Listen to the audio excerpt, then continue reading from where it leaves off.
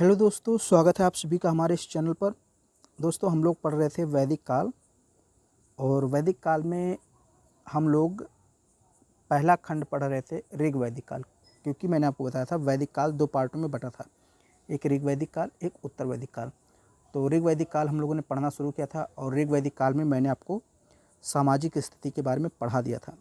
जो भी सामाजिक स्थिति में जितने भी टॉपिक थे, चाहे वर्ण व्यवस्था हो, कुल हो, पारिवारिक व्यवस्था हो, या आप कह सकते हैं स्त्रियों की दशा हो, भोजन हो, वस्त्र हो, मनोरंजन हो, जो भी टॉपिक थे सामाजिक स्थिति में, उसको हम लोगों ने पढ़ लिया था। तो आपका जो सामाजिक स्थिति था वो कंप्लीट हो गया था। आज के इस वीडियो में हम लोग पढ़ेंगे ऋग वैदिक कालीन आर्थिक दशा के बारे में। और आर्थिक दशा में हम लोग को 3 टॉपिक बेसिकली पढ़ने हैं। कृषि के बारे में पढ़ना है, व्यापार के बारे में पढ़ना है, और उद्योग धंधों के बारे में पढ़ना है। तो चलिए हम लोग सबसे पहले कृषि के बारे में पढ़ते हैं। आर्यों की संस्कृति मूलतः ग्रामीण थी, यानी ग्रामीण व्यवस्था थी। अतः उनके आर्थिक जीवन के मूलभूत आधार कृषि और पशुपालन थे। कृषि योग्य भूमि को उर्वरा अथवा क्षेत्र कहा जाता था। याद रखिएगा, कृषि योग्य यानी जिस भूमि में कृषि की जा सकती थी उस भूमि को उर्वरा कहा जाता था, और क्षेत्र भी कहा जाता था।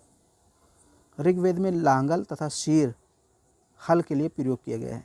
लांगल और शीर शब्द का प्रयोग हल के लिए किया गया है, यानी जिससे खेत जोतते हैं। फाल, शीता, ये हल के फाल से जोती हुई भूमि, कूड़ आदि का भी उल्लेख मिलता है। शीता आप जानते हैं क्या होता है? शीता मैं आपको बता देता हूँ। फाल तो आप जानते होंगे, जो हल में लगा होता है, लोहे का जो होता था, या पहले लकड़ी के भी होते थे, बाद में लोहे के बनने लगे। और जो हल होता है, जो सीता होता है, इस सीता क्या होता है इसको समझ लीजिए। जैसे जब आप हल से जुताई करते हैं तो एक लाइन बनती चली जाती है, ऐसे नाली टाइप की, तो उस नाली को एक प्रकार से सीता कहते थे। यानी जो लाइन बन जाती थी जोतते समय, उसी को सीता कहते थे। फाल संभवतः लकड़ी का बना होता था। मैंने बताया ना, लकड़ी का बना होता था, लेकिन बाद में लोहे के भी बनने लगे थे जब आप उत्तर वैदिक काल की बात करेंगे तो। हल में 6, 8 या 12 बैल जोते होते थे, मतलब लगे होते थे। अर शब्द का उल्लेख भी मिलता है। उल्लेखनीय है कि आज भी ग्रामीण भाषा में हल को हर कहा जाता है। इसका तात्पर्य हर से ही हो सकता है, यानी हर ही हर है। जैसे आज हम लोग हल कहते हैं, उसी को कहीं कहीं हर कहा गया है, कहीं कहीं अर कहा गया है। बुआई, कटाई, मड़ाई आदि क्रियाओं से लोग परिचित थे। खेत को हल बैल की सहायता से जोतकर उसमें बीज बोया जाता था। पकी हुई फसलों को काटने के लिए हंसिए, जिसको दात्र श्रेणी कहा गया है, इसका प्रयोग किया जाता था। सिंचाई प्रायः नहरों द्वारा होती थी। कूप अथवा अवट, अवट यानी खोद कर गड्ढे जो बनाए जाते थे उन्हीं को अवट या कूप कहा जाता है। कूप मतलब कुआं, तो इनसे भी सिंचाई होती थी। कुल्या यानी नहर आदि का भी ऋग्वेद में उल्लेख मिलता है।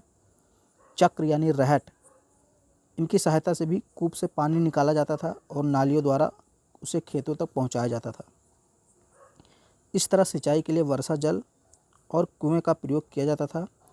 सिंचाई के लिए 2 प्रकार के शब्दों का उल्लेख मिलता है, स्वयंजा और खनित्रमा। स्वयंजा का अर्थ वर्षा से एकत्रित जल से था, यानी वर्षा का जो जल होता था, एकत्र हो जाता था, उसको स्वयंजा बोलते थे, जैसे तालाब में जो जल एकत्रित होता था।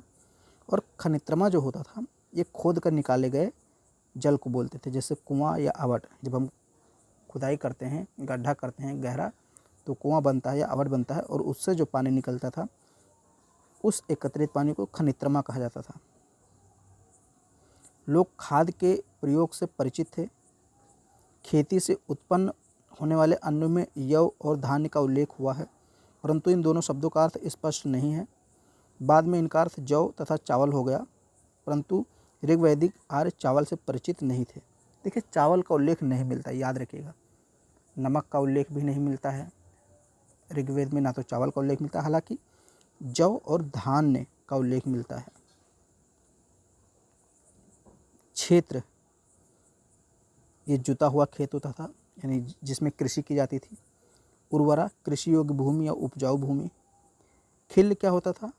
दो खेतों के बीच की पट्टी या ऊसर भूमि खिल कहलाती थी। ब्रिक बैल होता था। लांगल हल को बोलते थे। किवास हलवाहे या किसान को बोलते थे। और शाकम या शाकृत या करीश ये खाद को बोलते थे। ये शब्द कुछ हैं जिनके अर्थ यहाँ पे दिए गए हैं। शाकम, शाकृत, करीश का मतलब खाद होता था, गोबर की खाद। सूक्त का मतलब सूप होता था। तितऊ मतलब चलनी, जिससे आटा चालते हैं आप लोग। दात्र या सराणी का मतलब हंसिया। कूप या अवट का मतलब कुआं। उर्दर का मतलब अनाज मापने वाला पात्र। तो आज हम लोगों ने अर्थव्यवस्था में कृषि की बात की है और आगे हम लोग व्यापार के बारे में थोड़ा बहुत बात करेंगे।